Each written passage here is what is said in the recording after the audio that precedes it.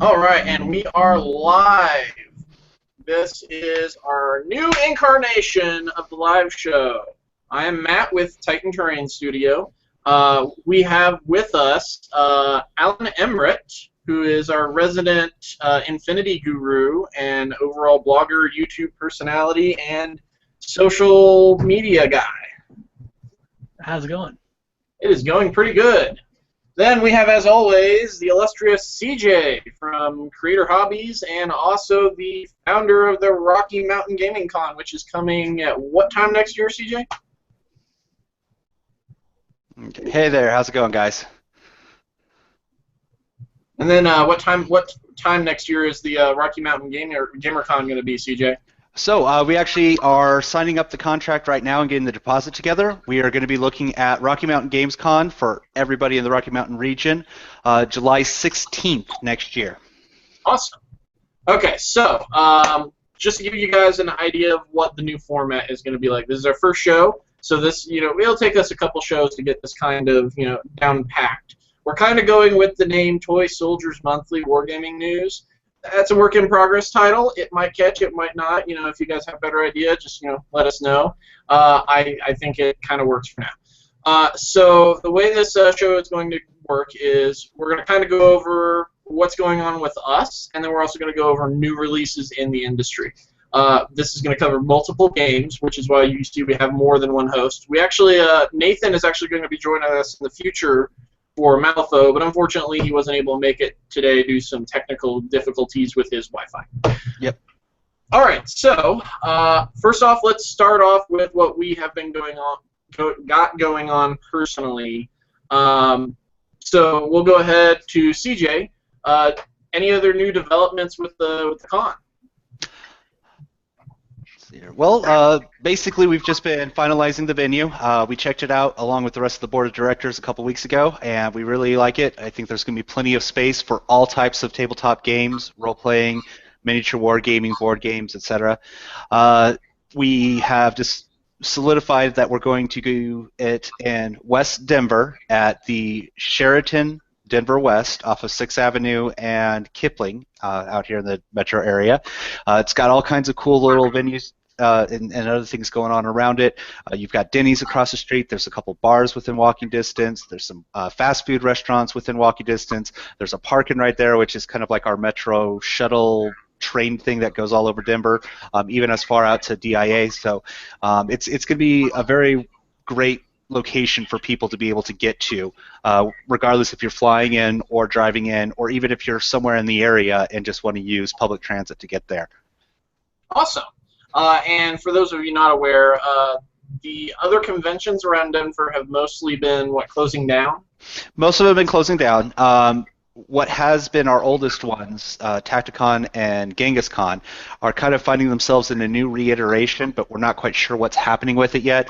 The website just went live this last week. The convention's usually the last week of August, so we basically have a 2-month period from the moment they're getting this website together to when the convention is, and nobody really knows with the new ownership if it's going to be any good. So a lot of people have been kind of flocking towards me and my group because we have proven experience running conventions, running events, knowing people such as Matt and numerous other individuals, even from the top of the industry, that have our back on promoting everything. So we've got high hopes. It definitely looks like it's going to be an awesome thing. Yeah, and I know I will be out there as well. Alan, hopefully you will be able to catch a ride with me out there, possibly make some time. Yeah, that'd be awesome. Yeah. Oh yeah.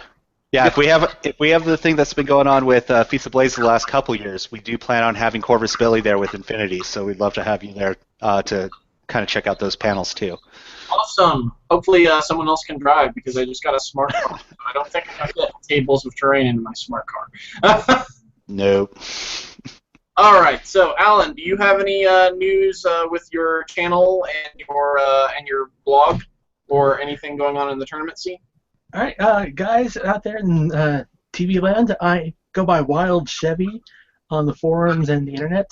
You can find me on my channel, Wild One Chevy, on YouTube. I do news, reviews, unboxings, do a lot of Infinity stuff, and then primarily I'm a painter, so I do some painting stuff on the side. I also am an organizer for the Salt City Gladiator Games here in Salt Lake City, Utah, which is coming up August 21st to the 23rd. Awesome. I'm actually going to try to make it up there too for the Gladiator Con. See if I can have a little fun and kind of check it out. Is this the second one they've had, right? Yeah, this is year 2. Same location, Farmington, Utah. We're in a convention center, not in a hotel. We haven't found a good hotel to work with yet.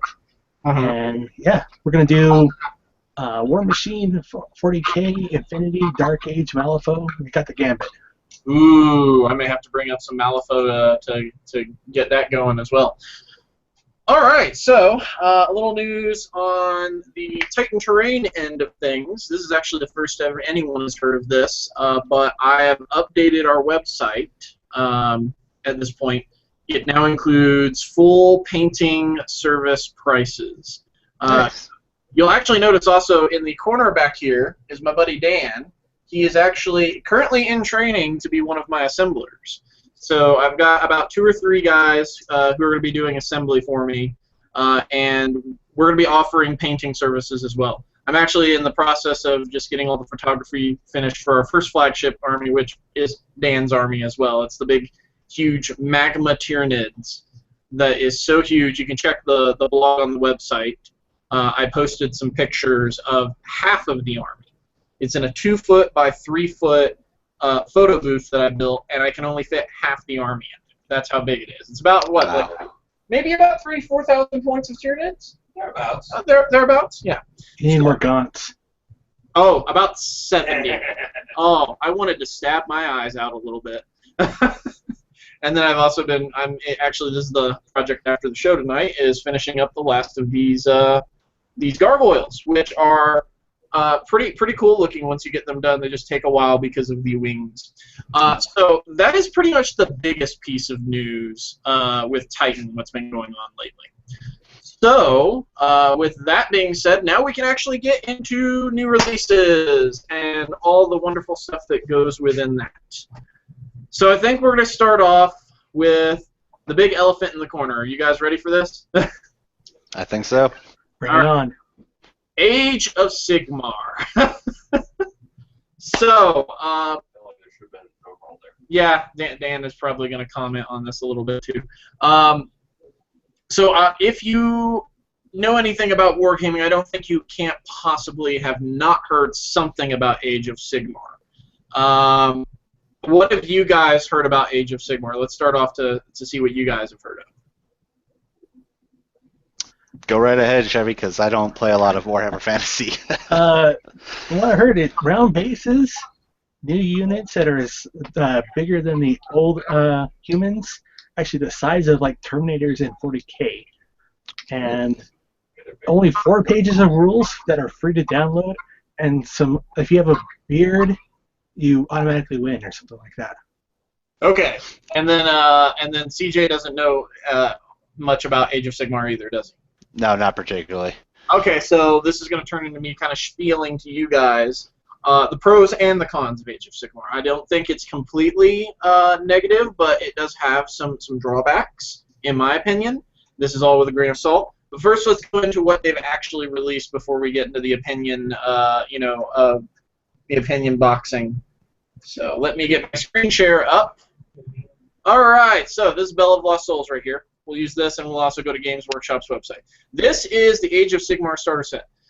For those of you who have been under a rock for the past maybe 6 to 9 months, basically the end times finished up with Warhammer Fantasy, and the Warhammer universe was destroyed. Age of Sigmar takes place several hundred years into the future in a new universe that's formed after the Warhammer world was destroyed. I don't know all the details as to the background of this, but the general idea is that there is someone who is claiming to be Sigmar, the god Sigmar, and he created a race of immortals called Sigmarites, or as the running nickname online is, the Sigmarines, because these guys are huge. So I'm going to do a little bit of a close-up on here to kind of give you an idea.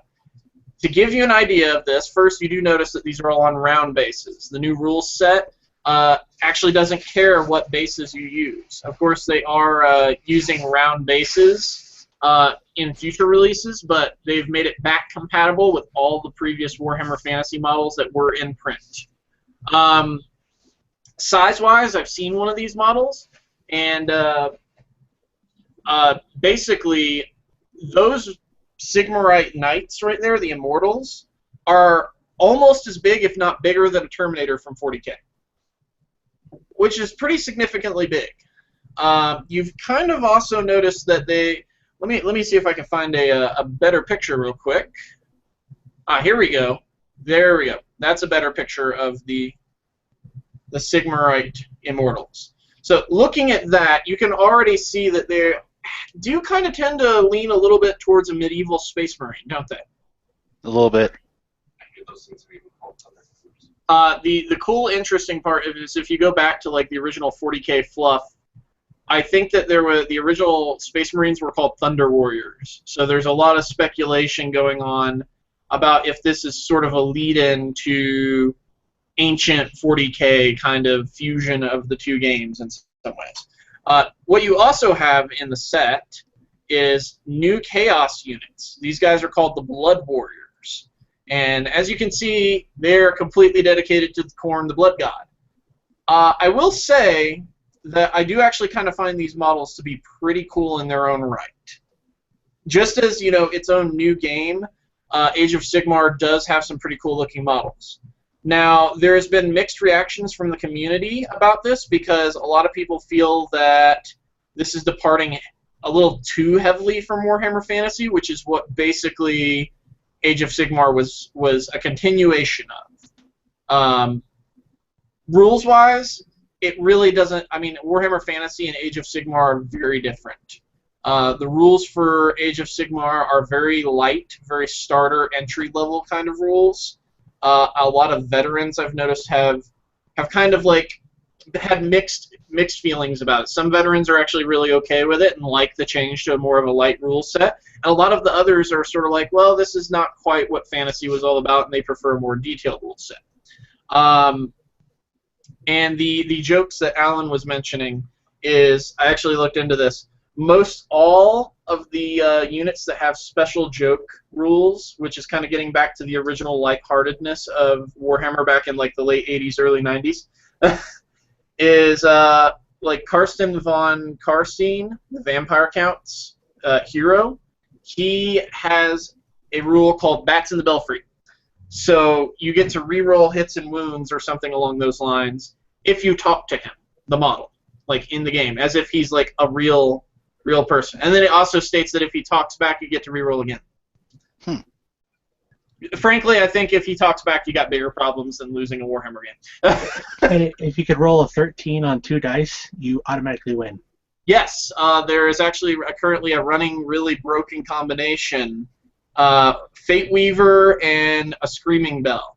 Screaming Bell, if you roll a 13 on 2d6, you win the game. But then Fate Weaver allows you to change one roll per game to whatever you want it to be. So it's sort of like, you can tell that the rules are a little lighthearted, but as always with Warhammer, I don't think they really playtest these things very much. So basically, I think it's pros for this is I think the entry-level side of it is going to bring a lot of people into wargaming that the rules have been a deterrent. I've heard of a lot of people saying that their kids are interested in the game now. Well, you can come in at a skirmish level, and that's always been a hard part for 40K or fantasy, is that the skirmish level that we've all gone to with other games. So this brings down the price point so you can get in real easy, and I mean, we're going to be seeing new releases until October for Sigmar. So yeah, and I mean, the savings alone on the free rules right now. Usually, you'd have to spend what, at least $150 just to get your books, and that's before you even touch your models. So for Age of Sigmar, in that regard, I think it's a really a good idea for new wargamers. I feel that, you know, older wargamers, especially the ones that were dedicated to Warhammer Fantasy, I do feel like they the community is very split down the middle. Some of them feel a little burned. Some of them are kind of embracing the new mentality. But that's pretty much what's been going on with that. It's been a really big shakeup to the industry because, you know, it's not every day the biggest producer of war games in the world decides to retire a game and replace it with a new one. Basically, yeah. With that being said, we have something else interesting going on with all that. Kings of War, which is pretty much been one of the biggest competitors for Warhammer Fantasy in recent years, have decided to release their second edition rules for free at the end of the week on their website. Wow. This is a huge thing. Now, myself, I'm friends with Ronnie, the president of Kings of Mantic Games, and I really love the look of Kings of War. I've read through the rule system. It's very tight. It's not as complicated as Warhammer Fantasy was, but it's not as simplified as Age of Sigmar.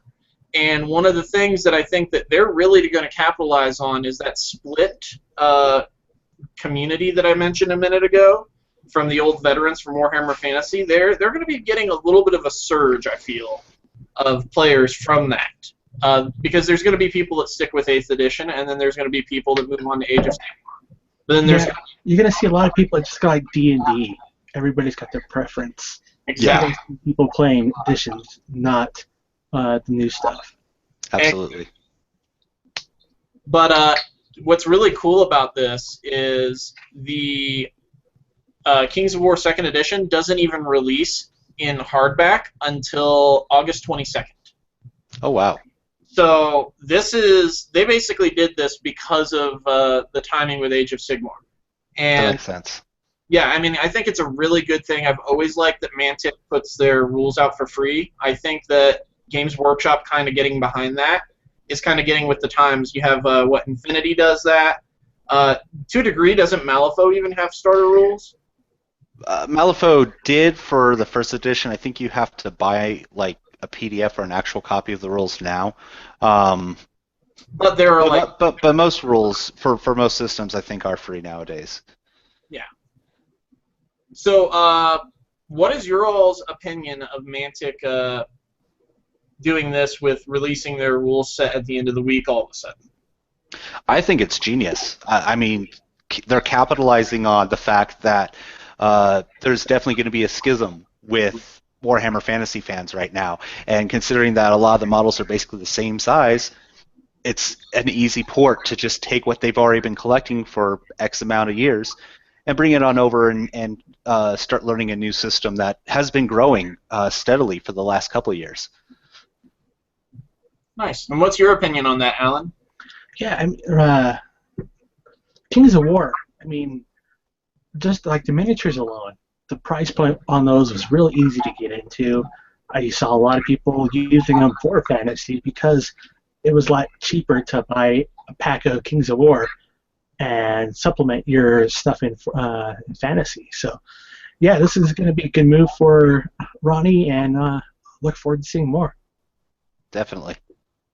Also, on a Kings of War note, I would like to point out something for those of you that are a little on the fence about that. I've looked into it because I do have a huge 5,000-point army of Warriors of Chaos, and I personally probably will not be playing Age of Sigmar that much. But there are unofficial army lists that the community has started building for Warhammer Fantasy armies that don't exist in Kings of War. And I also know for a fact that they're even putting together official lists that support army types that aren't officially in the universe. So basically their entire approach for the most part with this community is just come and play. They don't care if you're taking your old fantasy models or if you're buying Mantic models. All they care about is that people are having fun. And I really think that's an extremely positive outlook on everything with this game. Definitely. All right, so now we're going to move on to some releases of other stuff. Foregworld. Yes, so Foregworld this month released the Chaos Knight, which, if you've been playing 40K, you know all about the Imperial Knights that have been shaking up the game for the past year or so. Have you guys seen these things before? Yeah, A little bit, yeah. nice. I mean, you hate to see one fall to chaos, but I mean, they look great. I'm waiting for a Nurgle one because the Nurgle conversions always look the best. Yeah, Nurgle conversions are amazing. I'm actually going to be working on a couple of nights over the next month or two myself, so that'll be really fun. Something else they've also done is they have come up with this, a variation of the Lord of Skulls, which was released in Apocalypse a few years back for Chaos. This one's more of a walker and less of a tank, and it just looks really cool. Now, as always, Foregworld is pretty pricey, but to be honest with you, they no matter how pricey they are really cool models. All right. Moving on, we're now going to get into another touch on Age of Sigmar. This is something that's not official yet, but it's been hinted at because of looking in the artwork, and someone has snagged a White Dwarf shot. There are these terrain kits that are being hinted at with Age of Sigmar. See, like these little gates back here behind the flying dudes? It's called a Baleful Realm Gate. Apparently one of the themes of Age of Sigmar is that they have realms that you can battle within. Think of them as like, I guess, planes of existence. So they're fighting across like a multiverse. Personally, I kind of find that theme a little awesome. What about you guys? That definitely sounds pretty cool. Thematically, I kind of do like the game for what it's for on its own what it's doing. And as you can see from these pictures, these seem to kind of be following a little bit of a 40K design scheme, don't you think? Needs more skulls. Needs more skulls? Funny you should say that, because this is also something else new that's come out. This is kind of not really, you know, we're normally going to be following certain games and releases, but I'm also going to be kind of following a little cool things that I just find here and there. This is made by Tabletop Art. And it is 28mm skull mask pieces. They're just little bits packs that you can get. There's 15 to a pack, and I personally think they look rather nice. What about you guys? I could see a lot being done with that.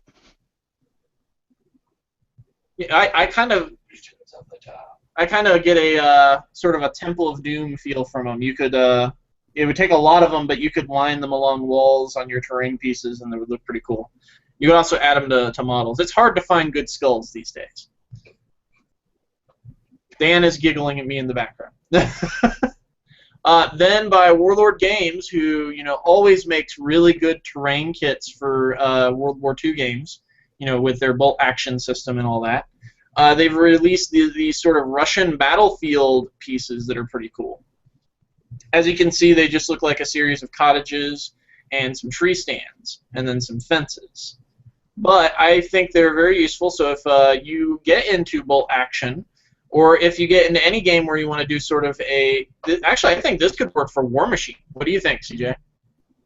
Yeah, I could see that in Warmachine. I could see it possibly even in Malifaux. Pretty much anything steampunky or fantasy or your typical World War II games, that would look really good on the tabletop.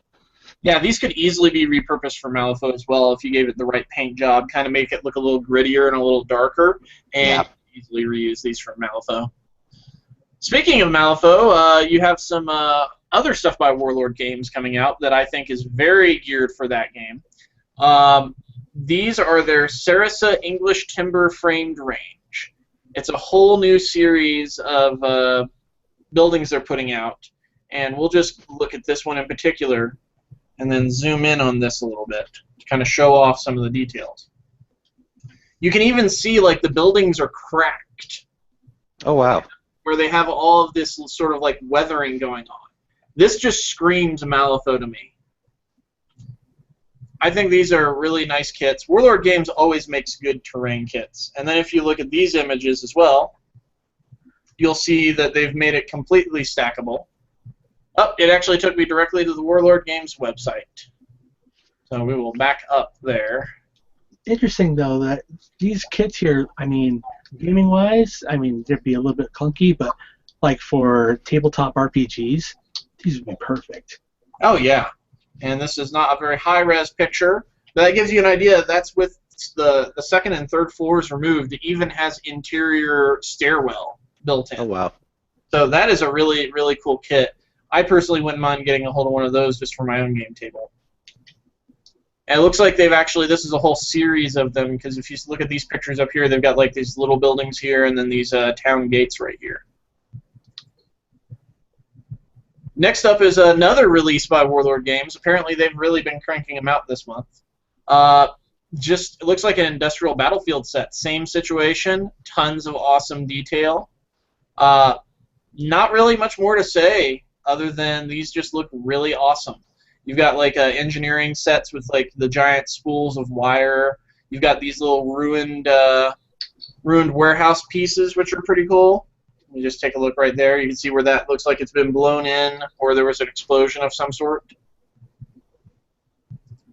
And then we're going to go on to Deep Cut Studios, who, as always, makes really awesome battle mats. They've come up with this. This is it comes in a 3x4 or a 4x6. And it's sort of an aerial combat mat. So these are for sort of like what was the old pre-painted fighter ace game? Do you know what I'm talking about? Wings of Glory. Yeah, Wings of Glory. Wings of Glory or Wings of War. Yeah, this would be perfect. I mean, I haven't seen a lot of people playing that, but I know there are people out there that really love aerial combat games, especially like the historical players. So I feel like this would be a really awesome battle mat that any of them would need in their collection that would do a lot. And then something else that's not quite terrain related, but just seemed really cool. Tabletop Art has also released these ancestral ruins and ancient machinery and bonefield bases. Pretty cool bases. I really like the ancestral ruins ones. Those look really cool. And the bone bases look really nice because it's not just a bunch of human skulls. What you usually see in bone bases, it's just like a pile of all of my dead enemies' heads upon this base, or throne, or a combination thereof. All right, well, that is all of my news. So now we will be moving on to Alan, and I will stop my screen sharing. All right, let's talk about Infinity releases. All right. Grab my screen share. All right, for the month of June, we have a couple of new releases coming down the line. We have the Yana series for Hawk Islam. This is a new resculpt pack and has some new profiles in there as well. For Toha, we got the Igao unit. For Ariadna, we got the hard cases. Yes. For Jijing, we got the Yanhui. And for good old Combined Army, we got the EI support pack. Now the Iago unit, because I do play Toha. What is that? What particular type is that Iago unit supposed to be? Let's see. He's got the HMC on him. Ooh, I may have to get that one. It's basically a humanoid Gundam. So let's grab some more. Awesome. Let's see some more photos of this guy. Ooh. There's the hard cases with the tactical bow. Yep. This guy knows how to get rough and dirty out in the wilderness. It's beautiful. Like a mixture of Chuck Norris and Crocodile Dundee, isn't he? Yeah, and the great thing is, I think the bow on this sculpt is probably the best bow I've seen for a miniature. It actually looks like a bow. Yeah, it looks like a bow. I wonder how he's going to play in game with a bow, though. That's going to be kind of interesting. Is it like a... Because it doesn't look like they've modeled it like a super high-tech bow. It's just like sort of a regular bow, so... It looks like it might be a little bit compound. Yeah, like a compound bow. Tactical bow is one of the new weapons, came out in N3, so I'm not unfamiliar with the rules yet, but hopefully somebody out there in Common World can tell us more. Yeah, I think I'm going to have to look into this. Oh, that is beautiful looking. That's the Young Ho Invincible's Fire Support Heavy Regiment. Yep. What is that? Do we know what that gun he's wielding? It's an HMC, you said, right? Hypermagnetic cannon. This is what you've seen on tags before. Nice. Wow. The painting possibilities alone with that is going to be fun. It's got all sorts of nice armor plating. And of course, you know, that gun, you could do all sorts of cool OSL to make it look like it's red hot from firing. Indeed. This is a great looking sculpt. I mean, it's the other version that we've seen earlier this year with the two guns on top. I mean, you put these on the table, somebody's going to cry. Oh, yeah. Yeah, definitely. Here we have the Janissaries, my personal favorite because I play Hakislam. Hakasam was almost my second choice, but I'm probably going to end up going with Ariadna myself. Yeah, we had a resculpt earlier this year of the HMG, the guy with the Rage Fist. There's no Rage Fist in this group here, though, but they do look pretty impressive. And you have the Tin Bot as well. Ah, so it's like a little robot that runs around with them? Yep. Okay, cool. And then for a combined army, the Doctor Engineer Squid Bot with his little drones. As always, combined army never fails to look a little creepy, does it? No, and this is a resculpt of a previous kit, so it looks a lot nicer and newer. It's definitely a very nice sculpt. It kind of gives a really sort of snaky sort of, I don't know, just something about the eyes and the way they positioned everything with the armor plating kind of gives this sort of like otherworldly feel, which I think works really well with combined army. And then the Igao unit for Toha comes with the boarding shotgun. A lot more dynamic pose than the other ones. Still a great looking sculpt. Oh yeah, definitely gonna have to get that for my army. I've almost got the whole range, and this one just looks really cool. Some action shots.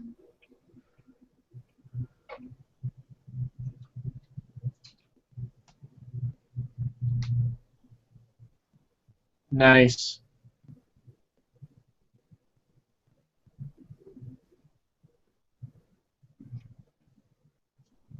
Yeah, all those releases look really awesome. Infinity's really taking off as a game. Definitely. And this is the latest bit of news for this released over the weekend, and pre-orders opened up today. Mm-hmm. This is for the US Ariadna Sectorial. The Captain America faction of Ariadna. And apparently those girls also approve. So, on pre-order right now, so check your local stores, retailers, or you can go to infinity.com or corvusbelly.com and pick up this pre-order. It should ship out in August or September. This is a new US Ariadna sectorial pack. Comes with 10 or so miniatures, custom dice, the new terrain pack, and all the rules to bring this army to your table. You know, I really like Caledonians, but US Ariadna is kind of tempting me now that I'm saying all this awesome stuff. Especially like the Chuck Norris Arrow dude. He would be really fun to paint. Yep. So if you buy into this pre-order, you'll get this girl here on her bike. She's exclusive, just like in Operation Ice Storm. They have a couple of exclusive sculpts. This one here will be exclusive to the box. And if you get the pre-order, you get her on the unmounted bike as well. Oh, very nice. Nice. So the overall style that the U.S. seems to be going for is kind of like a futuristic take on World War II in a way, isn't it? Very modern-esque. Mm-hmm. Like I'm seeing just like it kind of resembles a little bit of now, but just like some slight aesthetics that kind of harken back to the the 50s and the 60s military style.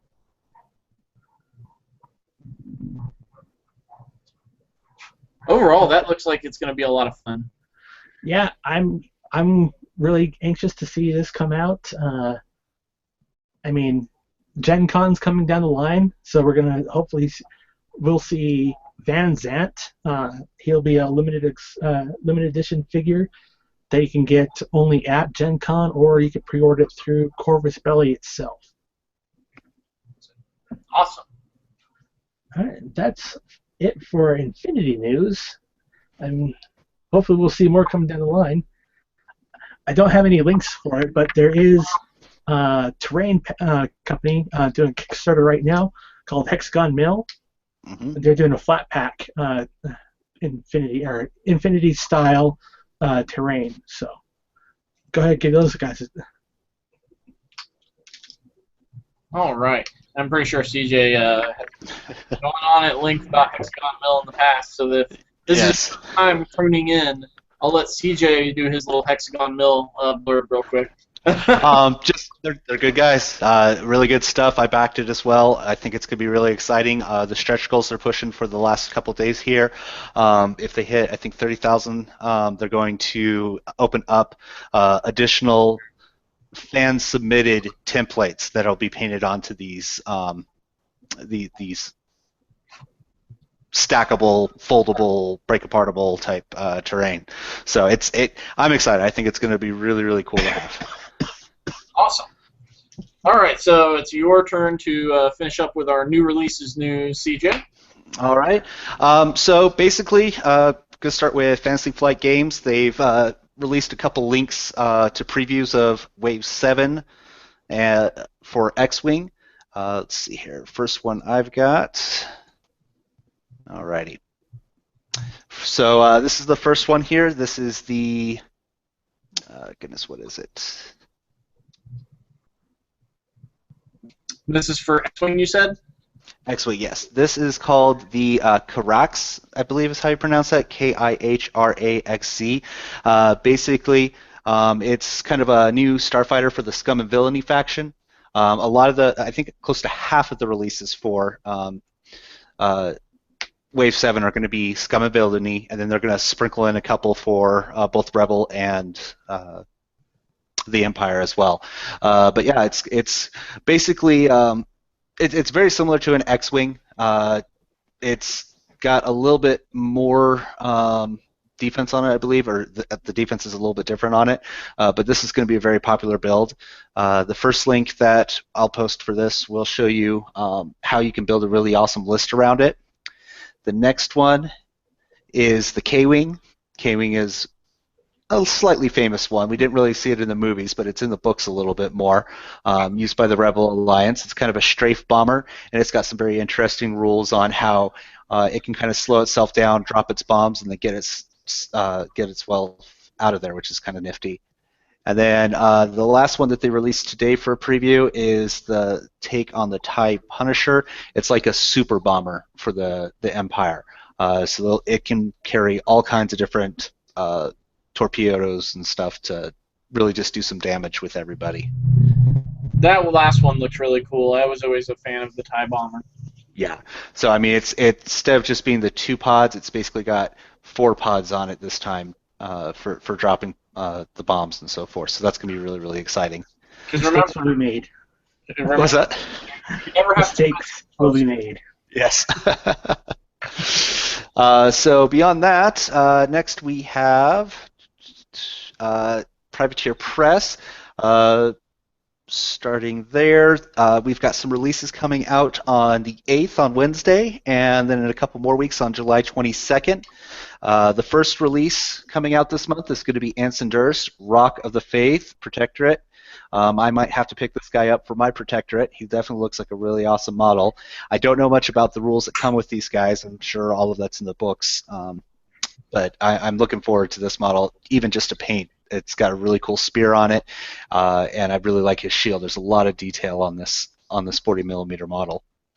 The other 3 releases coming out on the 8th are for the Minions faction, so Codex Dan will probably enjoy these. First are the Croak Raiders. It's one of the new Gatorman units. They come on 30mm bases. There's Efaret Scout. He's a light cavalry solo. Kind of reminds me of model of Star Wars, actually. Some of the things, the creatures that we saw in there, but you've got 2 models on the back with what look like little sniper rifles. So see how that plays out. And then we've got Gremlin Swarm, which I'm sure Matt loves right now because he loves gremlins. I do love that. I just gotta admit, I like Hordes better than Warmachine. I try to like both equally, but Warmachine doesn't have neat little monsters. Yeah, I love both, but I am a bigger Hordes fan just because the monsters are really, really epic. So that's the releases for this Wednesday. We have a few more coming out on the 22nd, the first of which is Major Prime Victoria Haley.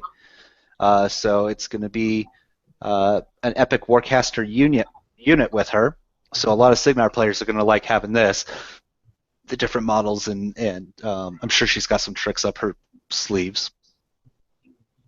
And then we've got 3 releases for my Legion of Everblight. The first is the Extreme Carnivian. As you know, they're basically releasing these extreme versions of a lot of models right now for both Warmachine and Hordes. They're basically just super awesome sculpts of everything. They do have kind of their own rules, I believe, to be extreme, but it's just a chance for the guys who sculpt all these awesome models to really do some really awesome things on top of the basic stuff we've seen for the last however many years it's been around. The other thing that they're going to be releasing is the Nephilim Bolt Thrower and the Nephilim Soldier.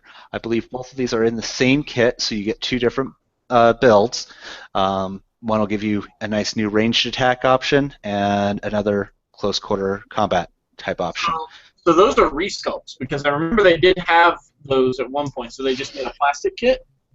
Yes, I do believe it's just a resculpt of everything, but those will be releasing on the 22nd. I will admit, I like my plastic kits, so you can magnetize them and have both. Yep. So that's that. And other news going on with Privateer Press right now. Let's see here. There's a couple job opportunities that are open right now, in case anybody wants to, go work for them. They posted about a week ago a customer support specialist that they're looking for, and today they put out a social media coordinator. So those are 2 pretty cool jobs. If you think you fit the bill, we'll have the links below, and you can go over there to see if you qualify for that. We have some exciting news coming out from Privateer Press. First is the tournament conversion policy. They kind of redid it, made it a little bit more lax. It makes more sense if you're using similar bits from other models. They're going to let you use those on these models. We have a link for that there if you want to learn more about that. Kind of a tangent on that. The Formula P3 Gen Con rules for the Grandmaster Painting Competition have been released. We'll have a link to the PDF for that. So if you're planning on going to Gen Con and entering the painting competition, you'll know exactly what you need to do to qualify for that this year. Primecast, their podcast, has released their 20th episode. Touches on a couple different things that were fairly interesting. Let's see here. I got a note somewhere on that.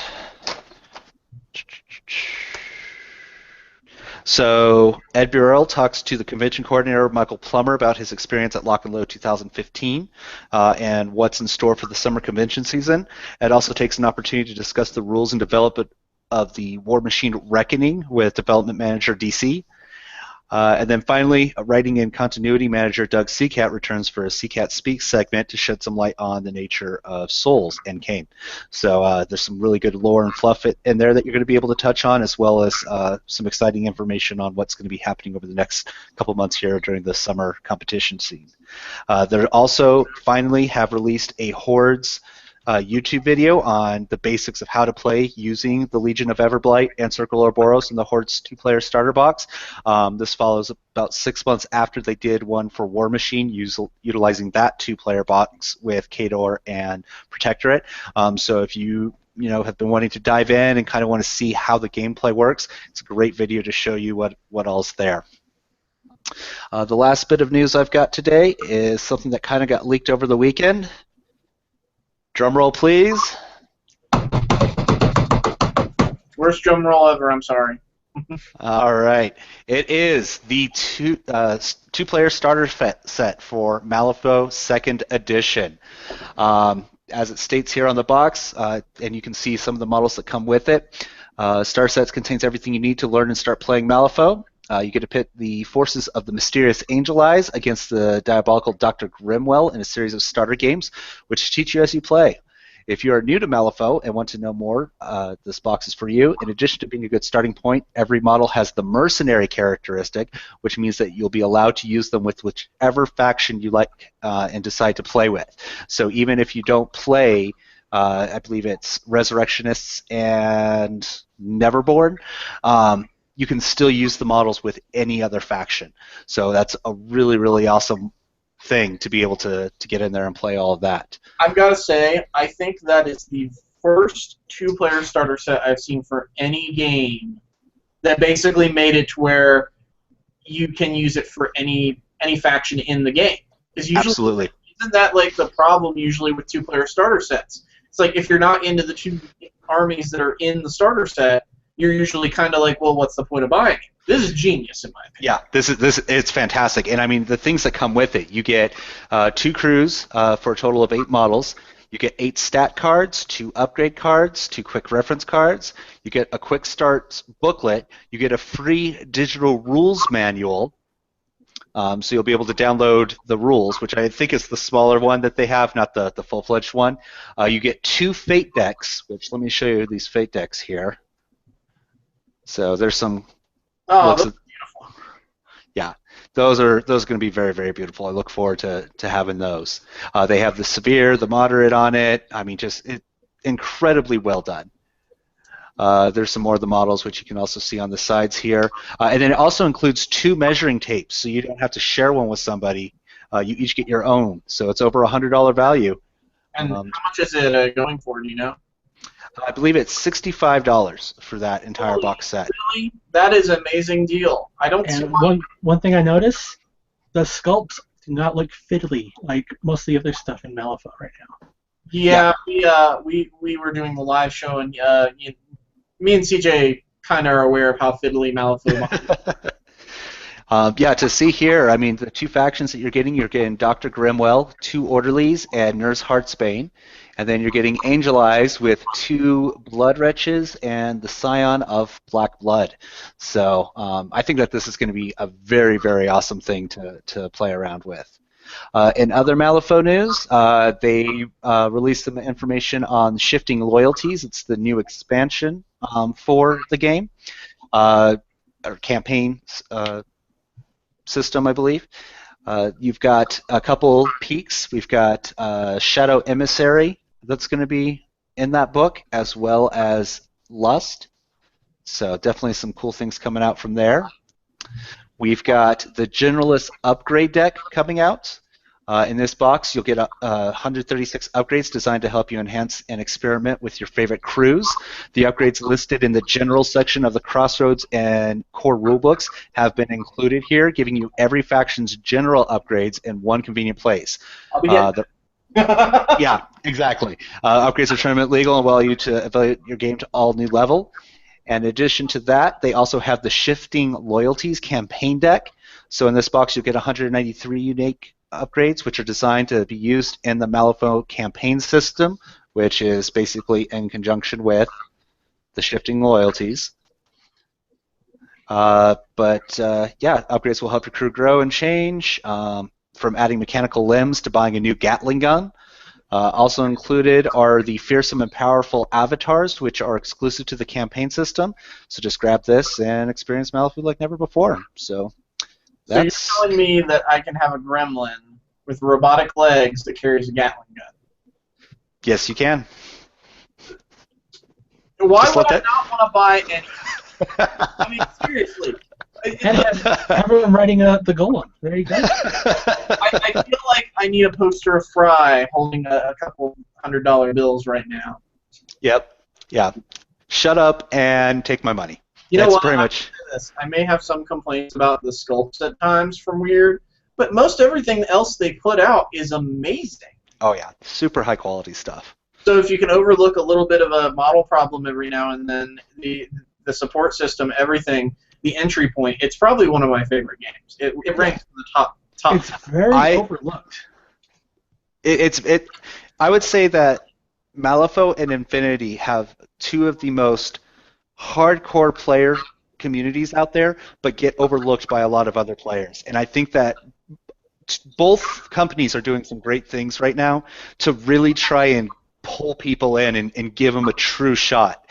And I think we're going to see a lot more people flock to both systems over the next year or two, because those are just, from US Ariadna to this 2-player starter set and a lot of the other things they're working on, there's some great things coming out from both of them that are they just entice me. They excite me about wanting to get more into both of those game systems. I'm a big fan of campaign play. I mean, we're doing a 40K Kill Teams campaign right now, and it is amazingly fun when you do campaign, because then you get a story, you get all sorts of cool stuff going on. Your guys magically die at the end of every match, but maybe that's just me. But you know what? You killed my Plague Marines. I don't want to hear that from you. But yeah, I am a big fan of that. I think the thing that holds some people back from Malifaux and Infinity is just flavor. I mean, I'll be honest with you. There's some people that I've pitched both games to, and some people like Infinity's theme, but they don't like Malifaux's, and vice versa. Vice versa. Yep. So it really sometimes it just does come down to flavor, because let's face it, 40K and Age of Sigmar do appeal to the big macho superhero, let's kick the door in and kill everything and every alien in our path kind of feel. Our 1980s, Rambo mentality. Yes, absolutely. So I think it's just a flavor, but I feel like these games are getting a lot more traction and a lot bigger as time goes on. So that is all of our releases, I believe. That's all the releases for the week, definitely. It's been a big weekend. I mean, from Age of Sigmar and both of these, I mean, it's a heck of a weekend. Happy 4th of July, America. Yeah. Holy crap. This weekend has been intense. That's not including all the regular partying you do on the 4th of July. Oh, yeah. So, a little bit lighthearted. Did you guys do anything nice for the 4th of July? Blue stuff up. I think Dan just said it best. Blew stuff up. Yeah. All right. Well, I think that is our show for the night. So, like we said at the beginning, this is a new model that we're attempting to see how people like it. I personally like this. This will be once a month. It will be on the first Monday of every month. So next month we will go over the releases for the month of July that come out throughout the month, and also tell you guys about any new upcoming releases. So just stay tuned for that next show. We'll also have Nathan will be with us next month. That's correct? Yes, he will be with us, and he'll have a lot more Malifaux information for us, because he was actually one of the play testers for the 2-player starter box. Very nice. And I'm going to be keeping an eye on Kings of War heavily myself. Our next show is going to be right after Gen Con, so there's going to be a lot of information to talk about. That might be a 2-hour show. I got one a little bit of a longer show. I think we might The Gen Con edition. We only have to do it once a year, so it might be a 2, maybe 3-hour show. I don't know. We might want to get some drinks and dinner right before the show or something to get us through that all. But anyway, yeah, thanks for watching, guys, and we will see you next month for the Gen Con edition of Toy Soldiers Wargaming News. Excellent. Have a good one, guys. Have a good one. Take care.